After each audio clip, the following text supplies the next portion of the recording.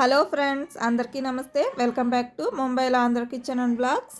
ఈరోజు రెసిపీ వచ్చి మన పెద్దవాళ్ళ కాలం నాటి నుంచి వస్తున్న వంటకం అండి. అంతేకాదు ఆరోగ్యానికి కూడా ఎంతో మంచిదైన అరటి పువ్వు పచ్చడి, ఇంకా అరటి పువ్వు వేపుడు అండి. ఒకే దాంతో రెండు రకాలుగా నేను తయారు చేసి చూపిస్తున్నాను. దానికోసం అయితే ముందుగా ఇక్కడ చూపిస్తున్న విధంగా ఒక అరటి పువ్వు అయితే తెచ్చుకోవాలి. నేను దీంతో రెండు రకాలు చేసి చూపిస్తున్నానండి. వేపుడు ఇంకా పచ్చడి కూడా తయారు చేసి చూపిస్తున్నాను. ముందుగా అయితే చేతికి ఆయిల్ రాసుకోవాలండి. కొబ్బరి నూనె కానీ ఏదైనా సరే ఆయిల్ రాసుకోవాలి మొత్తం, లేదంటే చేతులు మొత్తం నల్లబడిపోతాయి. తర్వాత ఇక్కడ చూపిస్తున్న విధంగా ఈ పువ్వులన్నిటిని ఇలా తీసేసుకోవాలండి. మేదన ఇలా డొప్పలు తీసేసుకొని వాటిలో ఉన్న పువ్వులన్నీ తీసుకొని ముందుగా అయితే పెట్టుకోవాలి. ఇది ఎంతవరకు అవుతుందో అంతవరకు అయితే తీసేసుకోండి.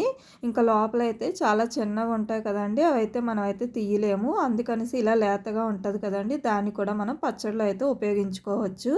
ఇక్కడ చూపిస్తున్నాను కదండి, ఇక్కడ పొర ఉంటుంది చిన్నది తెల్లటిది. ఆ పొర ఇంకా లోపల ఉన్న నల్లటిది పొడవుగా ఉన్న కాడని తీసేయాలి. అవంతా కొంచెం చేదుగా ఉంటాయి, అందుకనేసి వాటిని మాత్రం తప్పకుండా తీసేయాలండి. అవి మాత్రం కూరకి కానీ పచ్చడి కానీ పనికిరావు.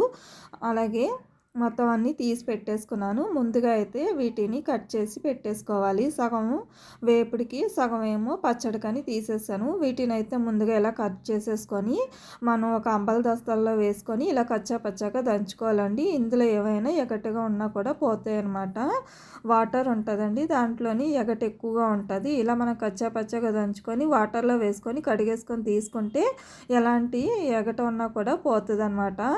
తర్వాత ఇక్కడ నేనైతే పచ్చడి కోసమని ఇంకో సగం పువ్వును, అలాగే మధ్యలో ఉన్నది లేతడిది ఉంటుంది కదండి, దాన్ని కూడా ఇలా చిన్న ముక్కలుగా కట్ చేసేసుకున్నాను. దీనైతే మనం అంబలి దస్తాలో వేసి దంచుకోవసరం లేదు. ఇలా నార్మల్గానే మొత్తం కట్ చేసేసుకొని వాటర్లో 2 సార్లు అయితే తప్పకుండా కడుక్కోవాలండి. ఇలా మొత్తం కడిగేసుకున్న తర్వాత వీటిని అయితే తీసుకోవాలి. కట్ చేసిన వెంటనే వాటర్లో వేసుకొని కడిగేసుకోవాలండి, లేకపోతే మొత్తం నల్లగా మారిపోతూ ఉంటాయి. అలాగే స్టవ్ మీద ముందుగా అయితే మనం పచ్చడికి తయారు చేసుకుందాము. స్టవ్ మీద పెనం పెట్టుకొని అందులోని 3 స్పూన్ల వరకు ఆయిల్, 10 నుంచి 12 వెల్లుల్లిపాయలు ఒలిచినవి వేసుకోవాలి. అలాగే 3 ఎండుమిరపకాయలు వేసుకోవాలి, 2 ఇంచు అల్లం వేసుకోవాలి, 1 స్పూన్ జీలకర్ర వేసుకొని మొత్తం లైట్గా కలర్ మారేంత వరకు ఫ్రై చేసుకోవాలండి. అలాగే 2 స్పూన్ల వరకు శనగపప్పు వేసుకొని వాటిని కూడా లైట్గా కలర్ మారేంత వరకు ఫ్రై చేసుకోవాలండి. ఇప్పుడు మనం అరటి పువ్వుని మనం కట్ చేసి పెట్టుకున్నాం కదండి, దాన్ని అయితే ఇందులో వేసేసుకోవాలి మొత్తం అంతా. ఇలా వేసుకొని ఫ్రై చేసుకోవాలండి. కనీసం ఒక 5 నిమిషాల పాటు మీడియం ఫ్లేమ్లో పెట్టుకొని బాగా ఫ్రై చేసేసుకుంటే సరిపోతుందండి. పచ్చివాసన పోయేంత వరకు ఇలాగైతే ఫ్రై చేసుకోవాలి. అలాగే ఇందులోకి అయితే ఒక చిన్న సైజ్ అంతా చింతపండు కూడా వేసుకోవాలండి. చింతపండు వేసుకోండి తప్పకుండా చాలా బాగుంటుంది. ఈ చింతపండు కూడా వేసుకొని దీన్ని కూడా ఒక 3 నిమిషాల పాటు ఇలాగే ఫ్రై చేసుకుంటే సరిపోతుందండి. మంటను మాత్రం మీడియం ఫ్లేమ్లో పెట్టండి, హై ఫ్లేమ్లో మాత్రం అస్సలు పెట్టకండి. అలాగే 1 స్పూన్ వరకు సాల్ట్ వేసుకొని ఒకసారి మళ్ళీ బాగా కలిపేసుకోవాలండి. ఇలాగా ఫ్రై అయిపోయిన తర్వాత స్టవ్ ఆపేసుకోవాలి.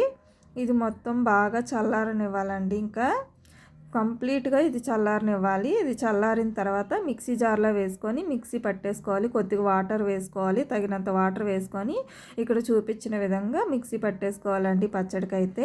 తర్వాత మళ్ళీ స్టవ్ మీద పెనం పెట్టుకోవాలి. 3 స్పూన్ల వరకు ఆయిల్ వేసుకోవాలి. ఆయిల్ వేసిన తర్వాత 1 స్పూన్ అయితే పోపులు వేసుకోవాలండి. 1 స్పూను జీలకర్ర వేసుకోవాలి. అలాగే 2 ఎండుమిరపకాయలు, కొద్దిగా కరివేపాకు కూడా వేసుకోవాలి. వేసుకున్న తర్వాత ఫ్రై చేసుకోవాలండి. కొద్దిగా కలర్ మారేంత వరకు ఫ్రై అయిపోయిన తర్వాత మనం తయారు చేసి పెట్టుకున్న పచ్చడిని ఇందులో వేసేసుకొని ఒకసారి కలిపేసుకోవాలండి.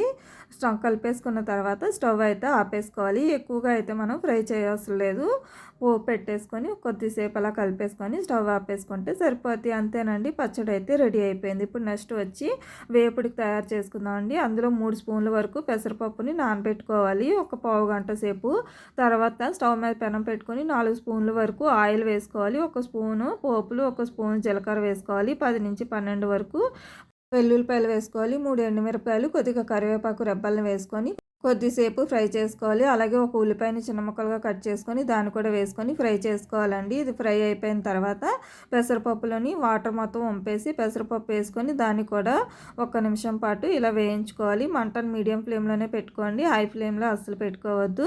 మనం కట్ చేసి కడిగి పెట్టుకున్న అలాగే అరటి పువ్వును కూడా వేసేసుకొని ఒక స్పూన్ వరకు సాల్ట్ వేసుకొని మొత్తం ఫ్రై చేసుకొని మంటను సిమ్ ఫ్లేమ్లో పెట్టుకొని 5 మినిట్స్ పాటు ఉడికించుకోవాలండి. 5 మినిట్స్ తర్వాత మూత తీసుకొని ఒకసారి ఇలా అయితే కలిపేసుకోవాలి. తర్వాత ఒక స్పూన్ వరకు కారం పౌడరు, హాఫ్ టీ స్పూన్ వరకు పసుపు వేసుకొని దీన్ని కూడా ఒకసారి కలుపుకోవాలి. మళ్ళీ మూత పెట్టుకొని 3 నిమిషాల పాటు సిమ్ ఫ్లేమ్లో ఉడికించుకోవాలండి. కారం వాసన అది రాకుండా బాగా వేగిపోతాయి అన్నమాట. తర్వాత మళ్ళీ ఒక 3 నిమిషాల పాటు ఇలాగే ఫ్రై చేసేసుకుంటే సరిపోద్దండి. అంతేనండి, మొత్తం మీద ఒక 15 మినిట్స్ ఫ్రై చేసుకుంటే వేపుడైతే తయారైపోయిందండి. ఇప్పుడు వేడి వేడి అన్నంలో తీసుకొని మనం పచ్చడి ఇంకా వేపుడు వేసుకొని తినండి. చాలా అంటే చాలా బాగుంటుందండి. ఆరోగ్యానికి కూడా చాలా మంచిది.